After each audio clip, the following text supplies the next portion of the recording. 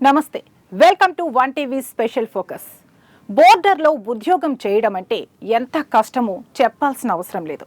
ప్రాణాలపై ఆశలు వదిలేసుకుని దేశం కోసం జవానులు నిరంతరం కాపలా కాస్తుంటారు. డ్యూటీలో ఉన్న సమయంలో ఒక్క క్షణం కూడా నిద్రపోకుండా అత్యంత జాగ్రత్తగా కట్టుదిట్టంగా కాపలా కాస్తుంటారు. అయినప్పటికీ శత్రు దేశాల జవానుల కుటిల కుతంత్రాలకు బలవుతుంటారు. బోర్డర్లో నిత్యం కాల్పుల మోతతో దద్దరిల్లుతుంటుంది. ఏ క్షణంలో ఎటు నుంచి తూటాలు దూసుకొస్తుంటాయో, ఎటు నుంచి ఫిరంగుల మోతతో విరుచుకు పడతారో తెలియదు. అనుక్షణం అప్రమత్తంగా ఉండాలి. డ్యూటీ పూర్తయ్యే వరకు బతికుంటారో లేదో తెలియని పరిస్థితులు బోర్డర్లో ఉంటాయి. శత్రువుల నుంచే కాదు, వాతావరణ పరిస్థితుల నుంచి కూడా ఎప్పటికప్పుడు తమను తాము రక్షించుకుంటూ ఉండాలి. కత్తికి రెండు వైపులా పదును ఉంటుంది అన్న చందంగా బోర్డర్లో పనిచేస్తున్న ఆర్మీ జవానులు 360 డిగ్రీల కోణంలో వాచ్ చేస్తూ ఉండాల్సిందే. ఆహారం లేకున్నా, అవసరానికి కావలసిన సదుపాయాలు లేకున్నా, ప్రతికూల పరిస్థితులు ఎదురైనా ఆటంకాలను దాటుకుని కఠిన పరిస్థితులను ఎదుర్కొని పనిచేయాల్సిందే. ఇలా చేయడం వలన ఏమొస్తుంది అంటే దేశాన్ని రక్షించే భాగ్యం కలుగుతుందని అంటారు జవానులు. వారి కంటికి కనిపించేది శత్రువుల గుండెలే. గీత దాటిన వాళ్లపై గుండ్ల వర్షం కురిపించడమే ఇదే లక్ష్యంగా పనిచేస్తుంటారు ఆర్మీ జవానులు. తమకు సపోర్ట్ దొరికితే బోర్డర్ను కాపాడటం కష్టమేమీ కాదని అంటోంది ఇండియన్ ఆర్మీ. అయితే తూర్పు సిక్కింలోని నాథూలా పాస్ వద్ద పనిచేస్తున్న ఆర్మీ జవానులు మాత్రం ఈ విషయంలో చాలా హ్యాపీగా ఉన్నామని, తమకు హర్భజన్ సింగ్ అనే ఆర్మీ జవాను అండగా ఉన్నాడని, ఆయనే బోర్డర్ను అనునిత్యం కనిపెట్టుకుని ఉంటాడని చెబుతారు. 1962 నుంచి ఆయన ఈ సరిహద్దును కాపలా కాస్తున్నాడు. సాధారణంగా ఆర్మీలో పనిచేసేవారు 35 సంవత్సరాలు కాగానే బోర్డర్ నుంచి వెనక్కి వస్తారు, వేరే డ్యూటీలో ఉంటారు. కానీ గత 60 ఏళ్లుగా బోర్డర్లో ఎలా కాపలా కాస్తున్నాడు అనే డౌట్ రావచ్చు. దానికి సరైన సమాధానమే ఈ స్టోరీ. మరి ఈ స్టోరీ గురించి పూర్తి వివరాలు ఇప్పుడు తెలుసుకుందాం.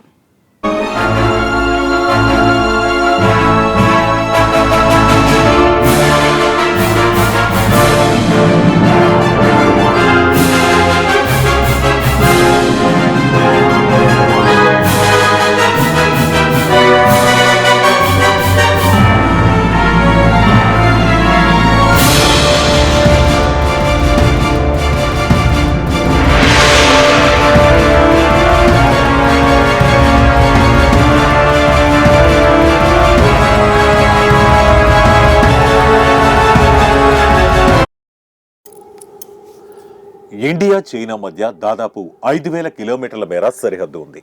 ఇందులో కీలకమైన సరిహద్దులు లడక్, సిక్కిం, అరుణాచల్ ప్రదేశ్లో ఉన్నాయి. సిక్కింలో నాథూలా పాస్ అత్యంత కీలకమైన బోర్డర్. 2 దేశాలకు చెందిన సైనికులు ఇక్కడ పహారా కాస్తుంటారు. ఇక్కడి నాథూలా పాస్ నుంచి వాహనాలు అటు నుంచి ఇటు, ఇటు నుంచి అటు వెళ్తుంటాయి. ఇంటర్నేషనల్ బోర్డర్ కావడంతో పక్కా అనుమతులు తప్పనిసరి. అంతేకాదు, ఘర్షణలకు చోటుంటే అవకాశాలు కూడా అక్కడే ఉంటాయి. ఆ ప్రాంతంలోనే ఓ దేవాలయం ఉంది. ఆ దేవాలయం పేరు హర్భజన్ సింగ్ దేవాలయం. హర్భజన్ సింగ్ దేవాలయం ఏంటి అనే సందేహం వస్తోంది కదా. హర్భజన్ సింగ్ అనే వ్యక్తి ఓ ఆర్మీ జవాన్. ఆయన్నే అక్కడి ప్రజలు ఆర్మీ జవానులు పూజిస్తారు. ఈ సింగ్ గత 60 ఏళ్లుగా నాథులా పాస్ వద్ద ఉన్న బోర్డర్ను కాపలా కాస్తుంటాడు. అది అదృశ్య రూపంలో. చైనా సైనికులు పన్నే పన్నాగాలను ఎప్పటికప్పుడు గుర్తించి భారత ఆర్మీకి చేరవేస్తుంటాడు. 60 ఏళ్లుగా నిరంతరాయంగా కొనసాగుతోంది. మన వాళ్లకు ఆరాధ్య దైవమైన హర్భజన్ సింగ్ అంటే చైనా సైనికులకు భయం. అదృశ్య రూపంలో కాపలా కాస్తుంటాడు. వాళ్ళు కూడా ప్రగాఢంగా విశ్వసిస్తుంటారు.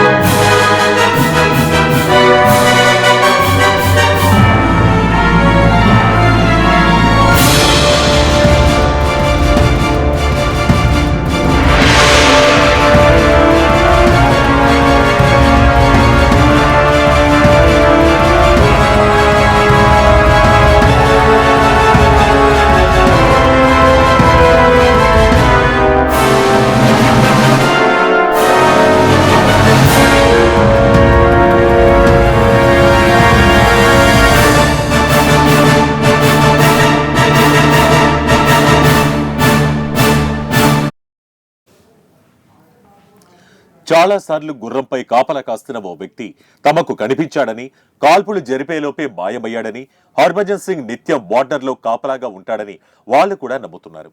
అందుకే ఆ ప్రాంతంలో కుట్రలు పండాలంటే పీపుల్స్ ఆర్మీ కూడా భయపడుతుంది. సైనికుడైన హర్భజన్ సింగ్ ను బాబాగా పూజిస్తారు. ఎవరైనా సరే సింగ్ ఆలయానికి వెళ్ళగానే ఆయన ఉన్నాడని చెప్పేందుకు ఎన్నో రకాలైన అనుభూతులు కలుగుతాయి. ఏదో ఒక రూపంలో ఆయన ఉన్నాడని నిరూపించుకుంటాడని అంటారు. అందుకే భారత్, చైనా దేశాల మధ్య ఆర్మీ జవానుల సమావేశం జరిగిన సమయంలో తప్పనిసరిగా బాబా హర్భజన్ సింగ్ కోసం కూడా ఓ కుర్చీని వేస్తారు. మన సైనికులే కాదు, చైనా ఆర్మీ కూడా ఆయన కోసం కుర్చీని వేస్తుంది. అంటే ఇరుపక్షాల వాదనలను ఆయన తప్పనిసరిగా వింటాడని నమ్ముతారు. ఇప్పటికీ ఆయన విధుల్లో ఉన్నట్టుగా భారత ఆర్మీ నమ్ముతోంది. నమ్మడమే కాదు, ఆయనకు జీతం కూడా చెల్లిస్తోంది. ఆయన కోసం సపరేట్ గా ఓ రూమ్ను, మంచాన్ని, కుర్చీని ఇచ్చింది. యూనిఫామ్ ను కూడా ఆయన కోసం ఆయన గదిలో ఉంచుతారు. ఆయన కోసం కేటాయించిన గదిలో కొన్ని సంఘటనలు జరుగుతాయట. ఆ సంఘటనలు ఏంటో ఇప్పుడు తెలుసుకుందాం. ప్రతిరోజు ఆయన మంచంపై ఉంచిన బెడ్షీట్లో మడతలు ఉంటాయని, బోట్లపై బురద ఉంటుందని చెబుతారు. ఏ రోజుకు ఆ రోజు శుభ్రం చేసినప్పటికీ కూడా ఇలాంటి సంఘటన ప్రతిరోజు జరుగుతుందని, ఆయన స్వతహాగా కాపలా కాసేందుకు వెళ్తారని ప్రజలు నమ్ముతారు. బాబా హర్భజన్ సింగ్ 1960లో భారత సైన్యంలో చేరినట్టుగా ఆధారాలున్నాయి. 1962లో భారత చైనా యుద్ధ సమయంలో డోగ్రా రెజిమెంట్ లో పనిచేశాడు. డ్యూటీలో ఉండగా నాదులా పాస్ వద్ద మరణించినట్లుగా ఆర్మీ తెలియజేసింది. యుద్ధ సమయంలో నదిని దాడుతుండగా హఠాత్తుగా నదిలో పడి మునిగిపోయి మరణించాడు. కానీ ఆయన శవం కనిపించకపోవడంతో ఆర్మీ ఆందోళన చెందింది. ఓ రోజు ఓ సైనికుడి కలలో తన మృతదేహం ఉన్న ప్రదేశాన్ని చెప్పడంతో అక్కడికి వెళ్లి చూడగా హర్భజన్ మృతదేహం కనిపించింది. ఆ తర్వాత నుంచి హర్భజన్ సింగ్ రాత్రి సమయంలో సైనికులను నిద్ర లేపుతుంటాడని, ఆర్మీని అప్రమత్తం చేస్తుంటాడని, గుర్రంపై అదృశ్య రూపంలో కాపలా కాస్తుంటాడని అంటారు.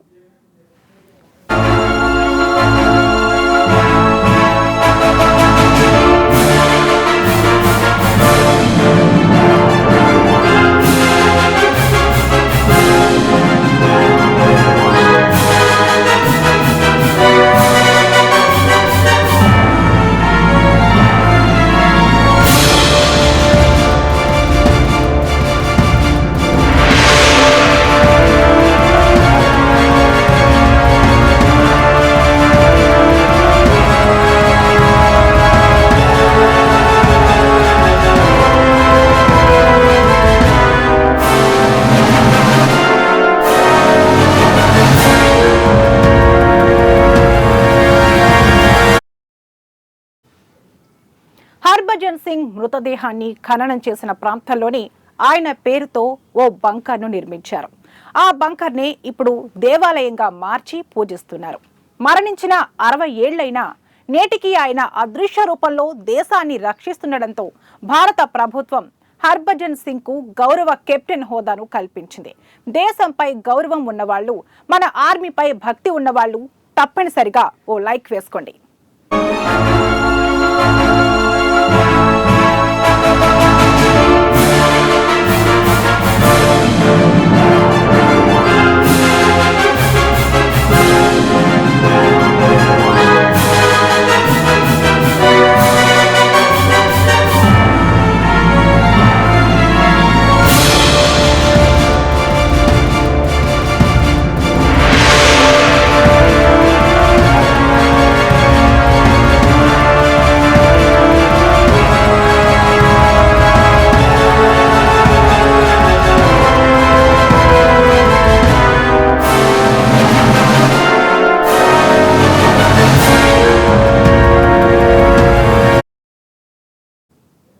ఇది ఇవాల్టి స్పెషల్ ఫోకస్. మరొక ఇంట్రెస్టింగ్ టాపిక్ తో మళ్ళీ కలుద్దాం. నమస్తే.